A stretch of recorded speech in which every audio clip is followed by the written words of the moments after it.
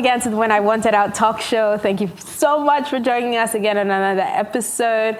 I'm your host, Teliola Kola-Edun. On today's episode, we're discussing a story titled How Third-Party Influence Caused Our Marriage to End. Now, this sad story is a story of a couple that had a great relationship before marriage. However, when they got married, it seemed to be the husband that his wife had changed. He was now married to his wife and her mother. Now, whatever decision he made in his house with his wife, whatever happened in between, his mother-in-law's opinion countered his decision. Now, his mother-in-law had so much influence in their home than he did, even though he was the breadwinner of the house. As you can imagine, several disagreements, several fights later, the husband and the wife eventually broke down in communication, and then divorce ensued. Now, if you haven't gotten the full details of this story, you can catch it on our social media platforms just so you understand the details, the intricacies of the story. And with that, I'm going to welcome my guests. Thank you so much, Pastor Dolapo Tsukuru. Thank you. And Mrs. Funke Kofa-Abayomi. Thank you so much for coming. Really appreciate. So, first impression, what did you think of the story? Well, quite pathetic. In my mind, I started to think about in-laws or outlaws, but maybe I would have loved to also hear more succinctly the view of the woman, of the wife or the ex-wife to have helped me to balance issues. Obviously, this is a comment by the husband. Yes. But it's not very wise to make so much of conclusion. Right. From what the guy had said. I'm sure that it will be another story if we hear from the wife. That's always true. It's always good to balance the stories. Right. But what stuck out to you about the story, though? Well, for me, it's still about the guy. All right, who has the responsibility to make sure that he's able to protect his own. I think there are many loose ends, and he allowed a stronger influence, if I may say, because I don't see him as someone who understands the responsibility of having to keep his family. I think there were many open hands, and then if I'm from his narrative, I can easily blame him for the failure of his own. Really? Yeah. Really? Do you have something else? Honestly, I don't share that opinion. The thing is that the woman is the one that holds the home together. A man, I see from a woman's perspective, is not really that strong. They're brought up to be dependent on the woman. They have their ideologies, so they come into a home, I expect perfection. But what struck me about that particular story is the fact that they had lived together. Yes. And the signs ought to have been there. Yes. But a woman also has the ability of being a go-getter. So there's this fantasy that I want to marry. So they do everything. They, live according to because I think they lived for a year. 1.5, year and a half. And they, I want to marry. So they will live up to the letter and allowing everybody to come in, absorbing every nonsense of the family, getting to know everybody, being the sweetheart of everybody. And then voila, the wedding day. Everybody loves her. Right. The day after the marriage, the story changes. It's something that occurs pretty often. As a woman, I say it. As somebody that cancels other people, I see such tendencies. But in a way, the man may have been a bit on the weaker side because he ought to have seen the signs. They're always there, written on the wall. But if you have in your head that, oh my goodness, I want this perfect marriage, this is my perfect wife, perfect girl, you probably will not see the signs. So it depends on what you're looking for in a relationship and in a home. Because, another thing is, in a relationship, is different from marriage. Right. So you come into the marriage expecting perfection, perfect cooking, perfect this, perfect that, and then it doesn't gel the way you are, and the wife runs to the mother, or to the parent. And I also find I always advise couples, don't do that. Don't go to the family. Don't go to the family. Go to friends. Be careful. Try to internalize your issues. You can actually solve it, and I would say that patience. Yeah, but I hear that. But there are some men that you can't talk to. You want to talk. You want to just let me explain to you that the way you're behaving is hurting me. Yeah, it takes time. But they don't listen. They don't want to hear. They don't even want to sit down. They don't want to be bothered. Let me tell you something. And I'm talking from experience. Okay. I can always put that into experience. Okay. Now, so it takes time. Okay. You know, I always say you have to be really patient. The woman comes into the home, right? So you're coming from your culture, coming to an established culture where your dynamics, your beliefs are totally different. Right. You're coming into another space. You're coming into, imagine if it's the other way around. The guy is coming to your space, moving your things around. It's a very hard reality. Some men actually reject it and they react. You know, relationship, you can still always carry your load and go home and, you know, just get upset and you live your life and everything. But living together in the same space, nowhere to go to, no one to talk to, is daunting for the man and daunting for the woman. The man, usually, that's his own comfort zone. So his friends, his family is going to come around. You know, the woman is one that moves into the house. So it's a very funny. But I understand that. Were you about to say something, sir? Yeah. So again, I was to answer and then mention the fact that, look, any man can be spoken to. Okay. All right. Like we normally say, in every man there is a fool and there is a king.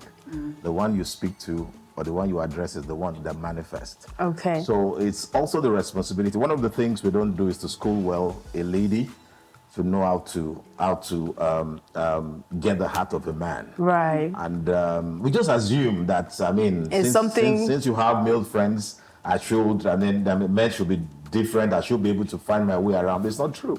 Your man is unique. Your man is, some may seem a little bit edgy, but there is no man on the face of the earth that cannot be spoken to. That cannot be spoken and to. I agree with that. It takes time. So one man can be molded immediately. Another man will take 10 years. Now it depends on your patience level. Right.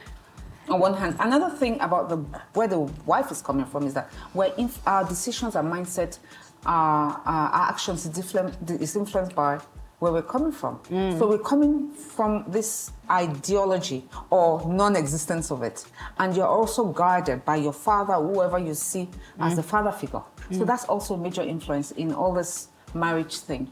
And it's also the guy to understand the dynamics of his wife. And this is where this comes to play here. You need to understand that he ought to have understood the dynamics of his wife's family, the emotional battery or the emotional lack of it in the wife, to have been able to guide his marriage. And that's where I may agree with him a little bit. Okay. So I think what we're saying is, one, it's very easy to talk to someone. You don't need to go. Well, I wouldn't say it's very easy. Let me rephrase. But there's a way you can talk to a man that he would listen. You don't need to go and report to your family.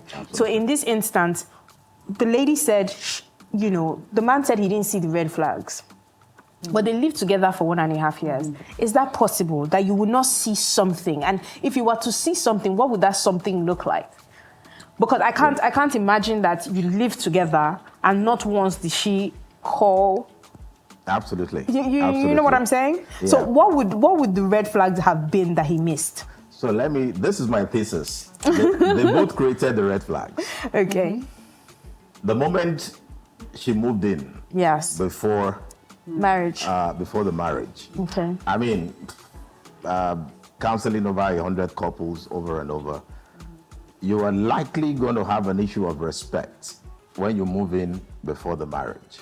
Issue of respect on whose part? Both parts. Okay. Both parts. Okay. Right? Especially the part of the woman, but maybe because of our custom. Okay. But most parts, that is for the fact that they moved in together. And just like she mentioned earlier, for me, marriage is different from what happens pre-marriage.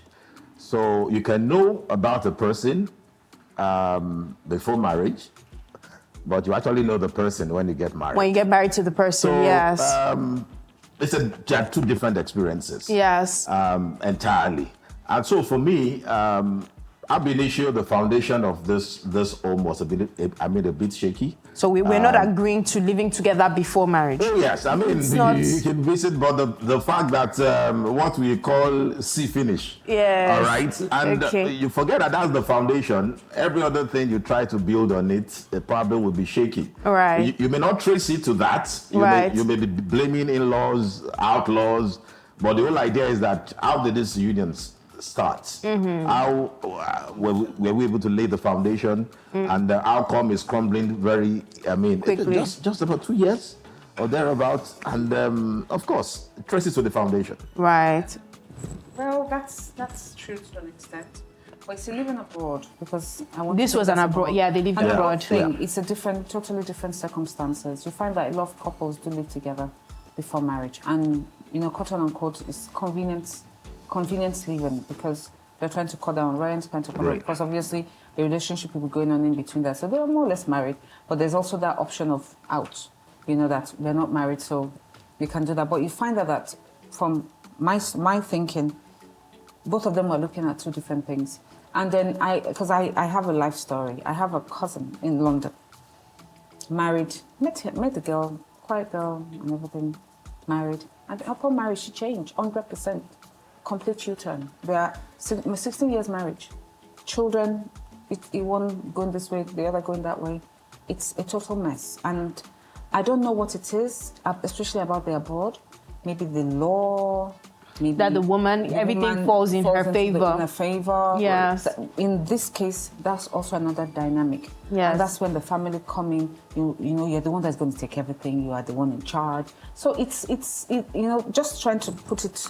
Imagine what could have gone wrong. Yeah. But if move them to another environment, it might have been another experience. But the UK specifically, maybe because of the tightness of it, maybe because of the law, obviously 100% protects the woman. The woman. That could also be because I see that in this story.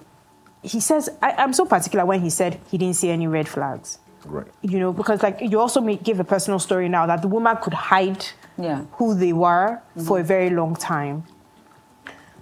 But in this case, living together, what is it that, we've agreed that they shouldn't have been living together. Yeah. But living together, what should they have been looking out for? Even just normal relationship, normal courtship, what should you be looking out for to say, okay, this thing is a huge red flag, I should run away? Well, if I have to answer that question, looking at the situation, the guy wasn't looking out for anything. He was looking at a good girl, pretty girl, homemaker. Yeah. So he didn't even... He wasn't looking for any red flags. So right. Would not have even noticed it. The girl, on the other hand, looking for a stable relationship, wants into, that married wedding day thing. So she could have, just gone with it. And if they both have residency, then maybe they're not looking for... That might also be... But they both have residency. They both have their residency. So it's not a function of residency, but they're looking for that D-Day. We've seen marriages that happen today and then a week down the line is all gone. A month down the line, they're it's gone. They've moved out 2 years down the line. They've moved on with their lives. So it's really in between there somewhere. And then, I'll take when I got married, right? My auntie said to me, Funke, now you're married, open a separate account from your husband. You have to be able to hide your own money, And I watched that same in something break somebody else's relationship. And I'm thinking, heck no, I'm going to do what's good for me, what we agree at. And even about 15 years into my marriage, my husband's friend says to me, this was in California, says to me, are you sure you're doing the right thing? I said, listen, all investments in my name, what am I going to hide? Do you understand? I have access to everything. What am I going to hide? If anything happens, I'm in charge. Right. So it really depends on the dynamics. And like I said, the experience she's coming in from. Right. Maybe she had a father who bullied the mother, who did things, who did not take care of them. And she had a mother who couldn't stay in that marriage. The Yorubas say, "Kuni aforiti." Right. So all those influence the girl child and actually affects her marriage. It's either you take the good thing and say, listen, I'm not going to live like that. Right. I'm going to live a different life and I'm going to work with my husband at all costs and stay with him because I did not like coming from a broken home. Or I'm going to be like my mother. And maybe my mother should have done more stuff. To kind of all those things we bring into our marriage. The man or the male child or the guy also brings his own experience or lack of it into the marriage. So really, it's a foundational issue. I can give you a million examples of very close relations of mine that has gone through things they ought not to have gone to, either by being too kind to their wives, and then, in fact, this is an American wife that messed him up. Really close blood. Yeah. Do you understand? So it's really. So what I'm hearing is you need to do what works for your marriage. Yes, exactly. You need to do what and you works. both have to work together. The woman, in my opinion, by my own personal experience, you need to step down, calm down. You're going to get everything you want. You just have to be smart about it. You just have to take your time to understand the person you're dealing with, understand your territory, get rid of what you can get rid of, and the ones you can't, you embrace it.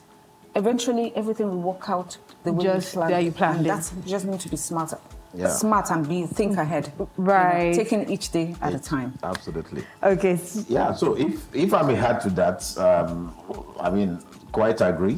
One or two very divergent opinion. Which is, I would like to hear.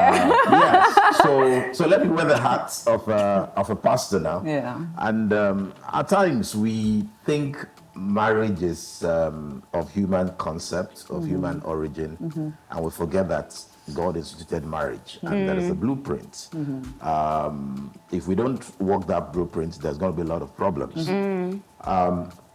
One of why I keep blaming the guy, because it sounds like a story that it should be pitied, but again, I look through the lines, is to be blamed. So, number one, the first thing that God gave to man was the garden, cultivate and tend, or to keep the garden. The same skill sets in him able to do that with the garden is the same skill set he will be able to use to maximize the woman when she comes. In fact, one of the origins of the word woman means a field, a garden, and definitely whatever you sow, it's what comes. So the guy is weak, because even Adam, our the woman is the main person. So yeah, this is it. So 20 years ago, I sat with a couple to mentor me, and I remember the most important question.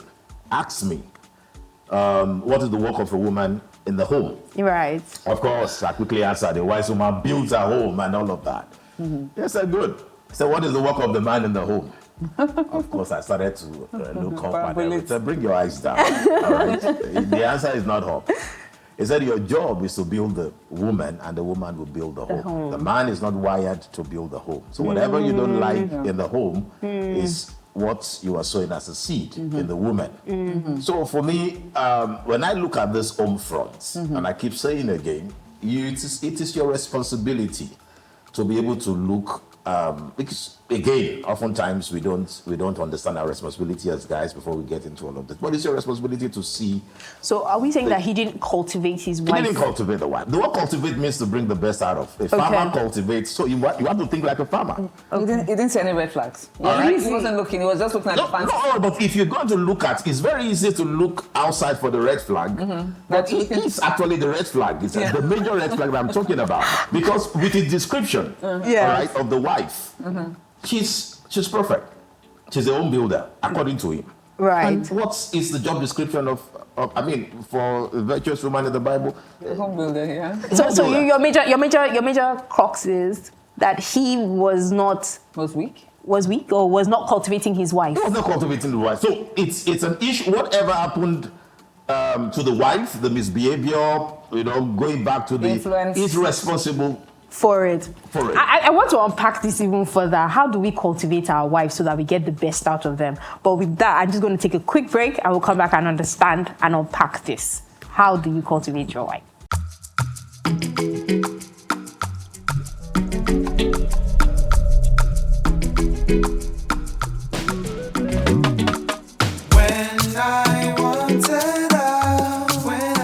Welcome back to the When I Wanted Out talk show. You caught us right in the middle of some interesting unpacking. Right now, we're talking about how a man can cultivate his woman to get the best out of her, and she, in turn, will take care of the home front. Great. So how does a man cultivate the wife?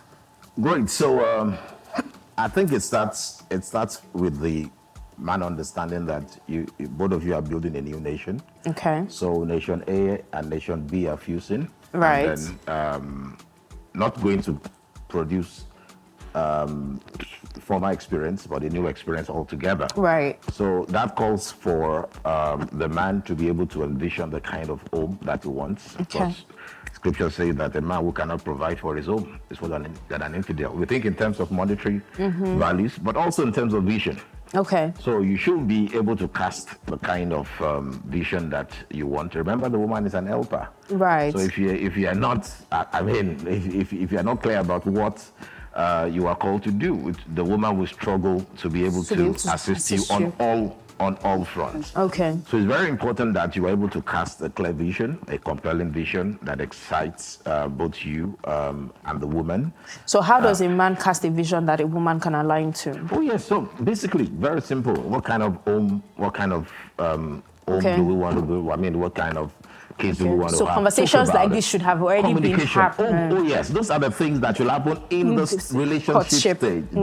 In the courtship stage. Which unfortunately, how do we deal with our in-laws? It does not happen. It does not happen. Everything just kind of falls into and they're so excited, like the same. Okay, so I think what we're getting at here is you need to have some certain conversations before you decide you need to get married. Absolutely. Finances, how do we manage in-laws, how do we handle children, how many children, vision for finance, vision for the future, vision for, they were naked and not ashamed. So you have to lay it bare. Right. Unfortunately, that many of us don't do it. Of courtship is where people still remain clothed. You got to lay everything bare. Naked and unashamed. So we all know what we're getting into from inception.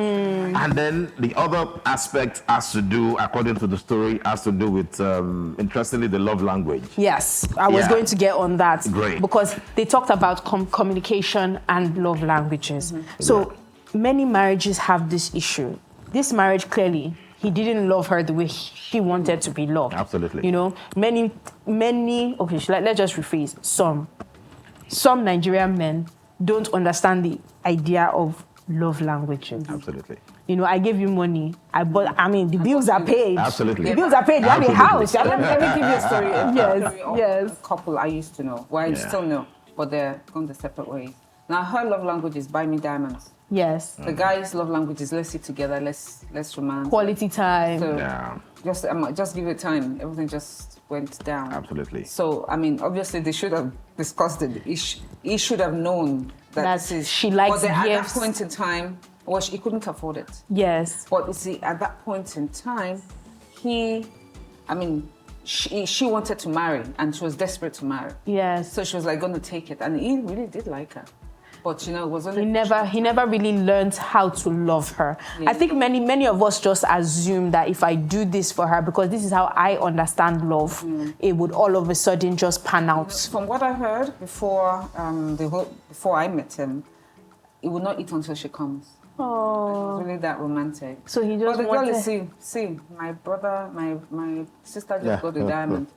Where's my own? Right. And Absolutely. he will feel like you're not even trying. Yeah. So I think that's a conversation that needs to be had. Great. Yeah. What you're going to do. Yes. Yes. So let me say again, from my experience in about the love language and everything, there's an underlying flaw when people talk about love languages. You are likely going to be speaking your love language to your partner. Yes. And not necessarily your partner's love language. That's true. So when you see this story, the guy was actually communicating his love language. Yes. So as far as I'm concerned, he's just speaking Mandarin. And for God's sake, this lady does not hear. Not romantic. It's just not like he provides. The man does not just understand what this man is doing. It doesn't value. For him, he's putting in all the money. But for God's sake, the woman wanted something. Something else. Yeah, but obviously, it's a function of where you're coming from. That forms who you should be. So there has to be unwinding. Yeah, you have to unlearn. You have to unlearn and relearn. Absolutely. Yes. Absolutely. It's a function of them communicating and then knowing where each other would be and then putting everything together, rebuilding the stone. But if that doesn't happen...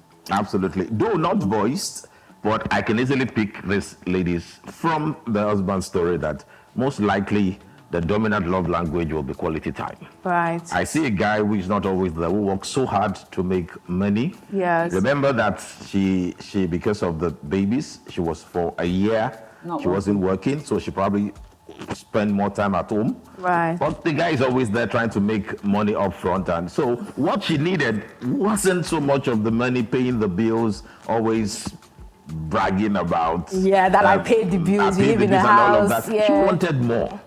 Which was your And time. if you don't speak the language of the quality time, she likely may want to find it elsewhere. Maybe that's why she's spending that Time with her mother. with the mother. It could just be that she's comfortable talking to her mom. through all her pain, and the mother would be emotional in her advice. Right. If I take my own, if I go to my dad and I have issues, believe me, the next day will come and carry my. He's done it to his siblings. He'll come and carry her. He just carry their load, and then leave them desolate at the end of the day because they can only support them to a certain point. Certain point. But that being said and done, this is my cousin in the UK.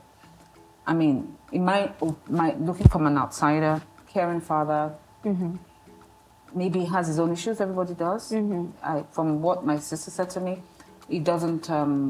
When he's hurt, doesn't voice it out. Communication. Doesn't communicate. Yes. And the girl, on the other hand, all in my view, looking from where I'm sitting, is like, okay, whatever I want to get, I'm just going to get what I'm going to get. You run around with the children. You run around with the cooking. You do everything. I'm just going to work and I'm going to live my life. But then I'm still your wife. So really, it depends on each other's circumstances and each other's background.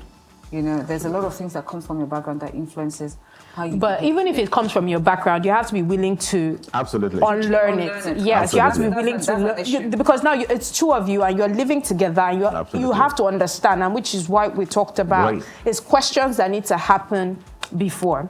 And in England, it's more difficult because of the environment. There's also that wicked influence, so to speak, around, and then the culture, the society pushes the woman is better, the woman is more in tune. Okay, so this has been really interesting, and I wish we could push it a bit more. I would really love to go deeper into the issue of communication, the issue of handling the mother-in-law, but I think I will stop here with these fantastic guests. And takeaways: 1, living together is really a no-no. You shouldn't do it. I mean, it's see finish, like Pastor Dola said. Secondly, you always see the red flags. You choose not to see it. You choose not to do anything about it. You choose not to act on it, but it's always there. It's something that is visible. And third is that love languages, you have to understand. These are questions Pastor Dola mentioned. You have to be able to cultivate your wife. And we explained and unpacked what that meant to cultivate your wife. And Ms. Funke Kufabarimi also explained that you have to be patient as a wife as well. You cannot just come in and expect everything to look exactly as you would like it. You have to be patient. You would have to know how to talk to your husband. There is nobody that you can't talk to. You just need to understand, you know, how to address the issues and keep family out of it, really. Absolutely. As much as you can. Try. You know, at the beginning of marriage, I think it's harder, but if you've had all those tough conversations before you get married, I think it's easier and it's smoother to be able to go through. Last but not the least, learn the love languages. We're all different. We all understand love differently. So unlearn to relearn. With that, thank you very much for watching. My name is Kola-Edun. See you next week. Thank you.